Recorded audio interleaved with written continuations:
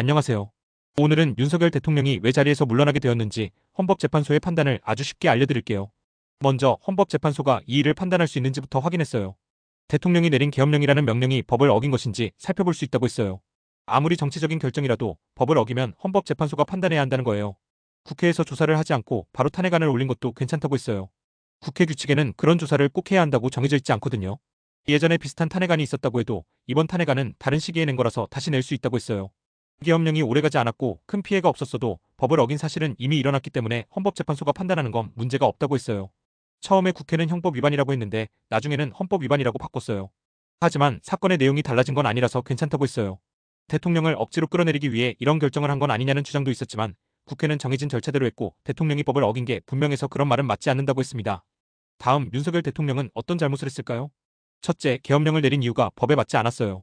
계엄령은 나라가 큰 전쟁이나 폭동 같은 위험한 상황일 때만 낼 수 있어요.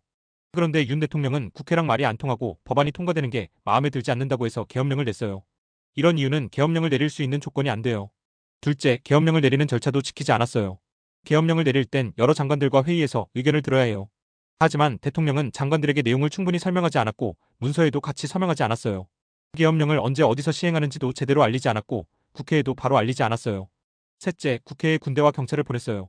대통령은 군인들에게 국회로 들어가라고 시켰고 군인들은 헬기를 타고 들어가거나 유리창을 깨고 건물 안으로 들어갔어요. 국회의원들을 끌어내라고 지시하기도 했고 경찰에게도 전화를 해서 국회에 못 들어가게 막았어요. 어떤 의원들은 담장을 넘어서 들어가야 했고 아예 못 들어간 사람도 있었어요. 정치인들의 위치를 찾으려고 했고 이런 행동은 국회의 권한을 방해하고 무서운 분위기를 만든 거예요. 넷째, 정당과 국회 활동을 못하게 했어요. 대통령은 정당이나 국회, 지방의회 활동을 금지하는 명령을 내렸어요. 하지만 이런 활동은 헌법에서 보장된 권리예요. 그래서 이런 명령은 법에 어긋나요. 다섯째, 선거관리위원회에 군인을 보냈어요. 선거를 관리하는 기관에 군인을 보내 컴퓨터를 확인하게 하고 일하는 사람들의 핸드폰도 뺏었어요. 이런 건 법원에서 허락받아야 하는데 그냥 시켰어요. 여섯째, 판사와 정치인의 위치를 몰래 알아보려고 했어요. 전직 대법원장과 대법관, 정치인 14명의 위치를 알아보라고 했어요. 이런 행동은 법원도 겁을 줄 수 있어서 법원이 독립적으로 일하지 못하게 해요. 그래서 헌법재판소는 어떤 결정을 내렸을까요?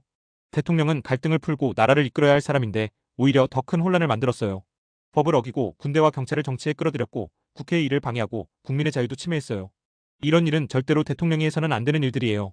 헌법재판소는 대통령이 이런 잘못을 했기 때문에 국민의 신뢰를 잃었고 더 이상 대통령 자리에 있을 수 없다고 했어요.